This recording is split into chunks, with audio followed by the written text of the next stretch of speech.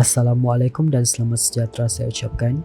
Saya Ahmad Afiq Auji bin Muhammad dan rakan sekumpulan saya yang lain iaitu Syahnaz Nasira, Azradi, Chanti dan Amir Izwan akan membentangkan tajuk kajian kami iaitu Art Nouveau. Art Nouveau merupakan sebuah gaya dekorasi dan seni bina yang berkembang pada tahun 1880 dan 1890.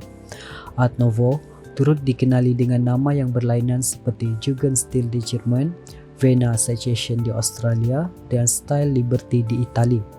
Gaya rekan ini menampilkan ciri khas yang mana menerapkan alam semula jadi sebagai medium penting dalam setiap sudut rekaan. Penggunaan ornamen, motif tumbuhan dan organik menjadi aspek utama dalam mewujudkan sebuah rekan yang estetika.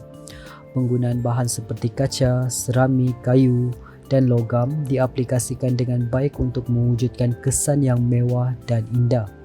Antara karya terkenal yang menerapkan aliran ini termasuklah La Sagrada Familia, The Kiss, The Dancer Reward dan Hotel Texel. Demikian itu, kami akan memperincikan aliran ini melalui tokoh yang memainkan peranan penting dalam menggerakkan aliran ini berserta karya yang mereka hasilkan. Assalamualaikum dan salam sejahtera. Nama saya Janti binti Bernardus bernomor metrikan C2E1749. Pada hari ini saya akan menerangkan seseorang tokoh Art Nouveau iaitu Aubrey Vincent Beardsley. Aubrey Vincent Beardsley dilahirkan pada 21 Ogos 1872 dan meninggal dunia pada usia muda 25 tahun pada 1898. Beliau merupakan pengarang, ilustrator dan ahli estetik Inggeris dan menjadi terkenal pada abad ke-19, iaitu pada abad ke-19 keruntuhan era Victoria dan gerakan Art Nouveau yang baru muncul. Seninya dengan sempurna menangkap cita rasa fin de siècle dengan penggunaan simbolisme yang kerap, kemewahan dan obsesi terhadap eksotik. Penggunaan bentuk garisan dan hiasan kreatif beliau adalah selaras dengan prinsip Art Nouveau yang dibezakan dengan tumpuannya pada bentuk organik, garisan yang mengalir dan penggabungan seni yang menarik ke dalam kehidupan seharian. Terdapat 3 hasil karya beliau yang terkenal, antaranya adalah Salon with the Head of John the Baptist pada tahun 1893. Dengan garisan yang mengalir dan corak yang rumit, Beardsley merangkum semangat Art Nouveau dalam bentuk lukisan ini. Rambut salon yang melebar dan rumit dan lengkungan yang terjalin di latar belakang berfungsi sebagai contoh sempurna tumpuan pergerakan pada ciri-ciri sumajari dan hiasan. Kualiti sensual dan simbolik karya seni itu sesuai dengan kecenderungan Art Nouveau untuk menyiasat tema mistik, sumajari dan cantik. Kedua adalah The Peacock Skate 1893. Lukisan terkenal ini menunjukkan kecakapan Beardsley dengan corak yang kompleks dan bentuk yang digayakan. Burung merak skirt itu yang memberikan Art Nouveau dengan corak organik dan mengalir dipamerkan. Ciri-ciri yang menentukan pergerakan ini ialah penekanannya pada perincian hiasan dan penyepaduan unsur-unsur sumajari ke dalam bentuk. Tambahan pula asimetri, komposisi dan penggunaan ruang negatif mematuhi cita rasa Art Nouveau. Yang ketiga adalah The Climax 1893. Salah satu penerokaan kegairahan Beardsley yang paling terkenal dan motif biasa gaya Art Nouveau yang pelik ialah The Climax. Penekanan pergerakan pada bentuk organik yang digayakan dicerminkan dalam garisan mengalir dan ciri terperinci di latar belakang. Kualiti keseluruhan ilustrasi yang berwarna-warni dan simbolik dipertingkatkan dengan garisan yang dibesarkan dan mengalir mengingatkan elemen mega bentuk Art Nouveau. Antara artis Secession, Gustav Klimt adalah yang paling dipengaruhi oleh seni Jepun dan kaedahnya. Pada awal kerjayanya, beliau adalah seorang pelukis yang berjaya dalam hiasan seni bina secara konvensional. Ketika dia mula mengembangkan gaya yang lebih pribadi, karyanya menjadi subjek kontroversi yang memuncak apabila lukisan yang disiapkan sekitar tahun 1900 untuk silin Dewan Besar Universiti Vienna dikritik sebagai lucah. Beliau kemudiannya tidak menerima lagi komisen awam tetapi mencapai kejayaan baru dengan lukisan fasa emas beliau. Kebanyakannya termasuk daun emas. Kerja Gustav Klimt adalah pengaruh penting pada rakan sebayanya yang lebih muda, iaitu Egon Schiele. Sejak 1990-an, dia telah menjadi salah seorang artis yang lukisannya menjadi harga tertinggi di gelongan. Antara karya Gustav Klimt ialah The Kiss pada tahun 1907 hingga 1908. Lukisan ini mungkin menjadi karya yang paling terkenal Gustav Klimt, menampilkan sepasang kekasih yang berada di bawah selimut emas dan hiasan geometri. Lukisan ini merepresentasikan cinta dan keintiman. Karya yang kedua Gustav Klimt ialah Portrait of Adele Bluch-Bauer I pada tahun 1907, juga dikenali sebagai The Lady in Gold. Lukisan ini adalah potret seorang wanita kaya yang menjadi salah satu teman terdekat Gustav Klimt. Lukisan ini terkenal kerana penggunaan emas yang melimpah. Karya yang terakhir yang boleh saya uraikan ialah Portrait of Adele Bluch-Bauer II. Sebuah potret lain dari Adele Bluch-Bauer. Lukisan ini menampilkan perpaduan antara figuratif dan abstrak dengan latar belakang yang penuh dengan warna dan ornamen. Saya, Shahnaz Nazira binti Sampian, akan membentangkan tentang Emil Gali. Emil Gali merupakan seorang tokoh seniman Art Nouveau yang hebat. Emil Gali ialah seorang pereka kaca dan menjadi antara tokoh yang penting dalam gerakan Art Nouveau di Perancis. Beliau dilahirkan pada 8 Mei 1846 di Bandar Nancy, Perancis. Ayahnya, Charles Gali, adalah seorang peniaga barangan kaca dan seramik, dan bapa mertuanya pula memiliki sebuah kilang pengeluaran cermin.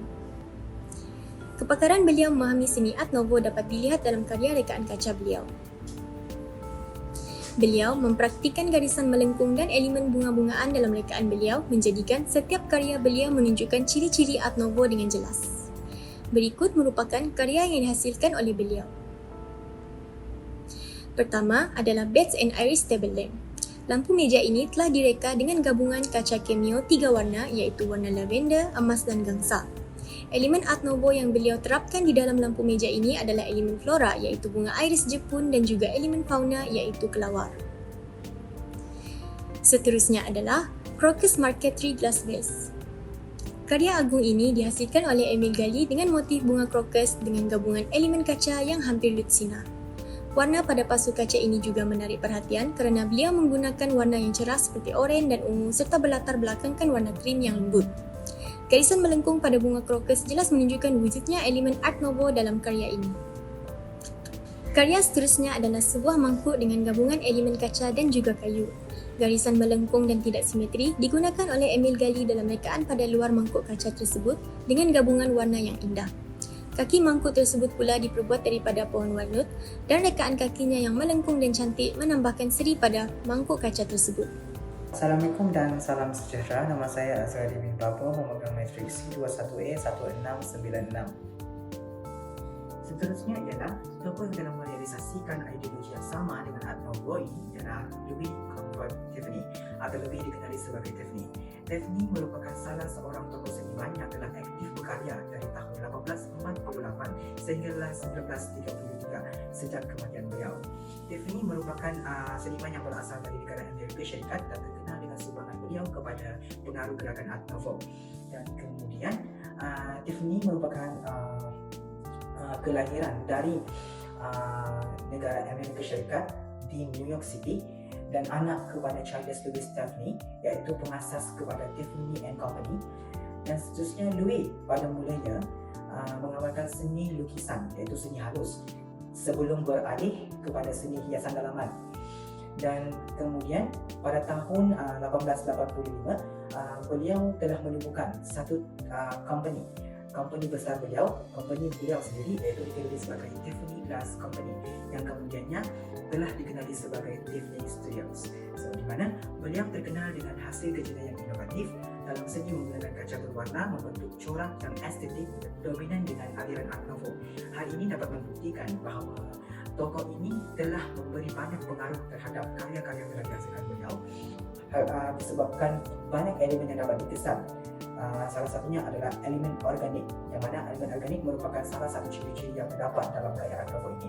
Antara karya hiasan kaca yang dihasilkan oleh beliau adalah termasuk hiasan dalaman lampu dan juga hiasan dalaman tingkap yang nampak lebih ikonik. Antara karya lampu yang terkenal beliau ciptakan adalah Blue Wisteria Lampshade, iaitu telah dipamerkan pada tahun 1899. Lampu Wisteria ialah sebuah reka bentuk yang unik dan estetik yang dicipta oleh Louis Confortavni. Lampu ini adalah sebahagian daripada koleksi lampu kaca berwarna yang terkenal hasil karya Tiffany yang dikenali dengan coraknya yang rumit dan berwarna-warni. Hasil dari karya ini, toko tersebut menggunakan gaya Art Nouveau kerana beliau menerapkan corak-corak yang mempunyai garisan yang mengalir yang dilengkapi dengan elemen organik iaitu flora.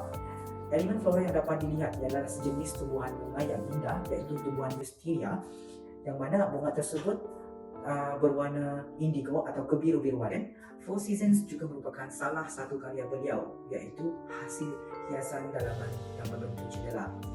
Reka bentuk jendela kaca ini adalah salah satu rekaan beliau iaitu Tiffany yang terkenal dengan coraknya yang menunjukkan gaya Art Nouveau sebenarnya, yang mana beliau menerapkan gaya-gaya organik, gaya-gaya yang menunjukkan elemen organik sepenuhnya pada permukaan jendela tersebut dengan menggunakan media kaca.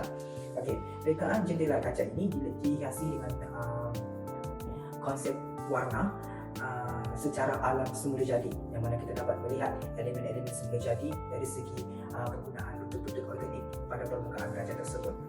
Jadi antara elemen gaya Art Nouveau yang dapat dikenal pasti ialah dari sudut coraknya, iaitu mempunyai keberbalaian dari segi bentuk dan juga rupa organik. Dan karya yang jarang dikenali oleh ramai orang adalah karya Nicholas Art Nouveau style, yang mana reka bentuk ini merupakan salah satu reka bentuk yang telah dihasilkan oleh Tiffany. Okey, rekaan ini merupakan hasil pertama Louis Confortavni yang berbentuk rantai yang berkonsepkan Art Nouveau. Okey, bahan yang digunakan dalam penghasilan rantai ini adalah menggunakan bahan kaca seramik serta bahan logam yang berkualiti dengan reka bentuk ukiran yang berbentuk organik yang merujuk kepada akar-akar tumbuh-tumbuhan, yang mana dia adalah memberi keunikan kepada rantai ini dan memberi imej sepenuhnya kepada konsep rantai itu sendiri sebagai konsep yang mempunyai gaya Art Nouveau. Baik, Assalamualaikum dan selamat sejahtera. Nama saya Ahmad Afiqah Uji bin Muhammad, bernomor metrik C21E1650. Seterusnya, saya akan membincangkan berkaitan tokoh Victor Horta dengan rekaannya yang menampilkan aliran Art Nouveau. Victor Horta merupakan arkitek asal Belgium yang lahir pada tahun 1816. Beliau mula menceburi bidang seni bina pada tahun 1893 melalui karya pertamanya iaitu Hotel Texel. Kemampuannya dalam mereka bentuk struktur bangunan yang inovatif dan kreatif membuatkan beliau menerima anugerah dari Raja Albert I Belgium.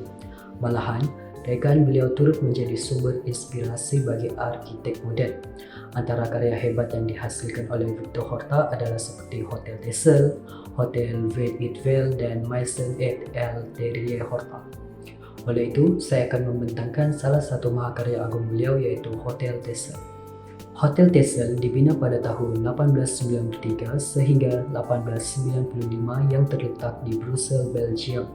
Bangunan ini merupakan bangunan bersejarah dan rumah kediaman bagi Prof. Emile Texel.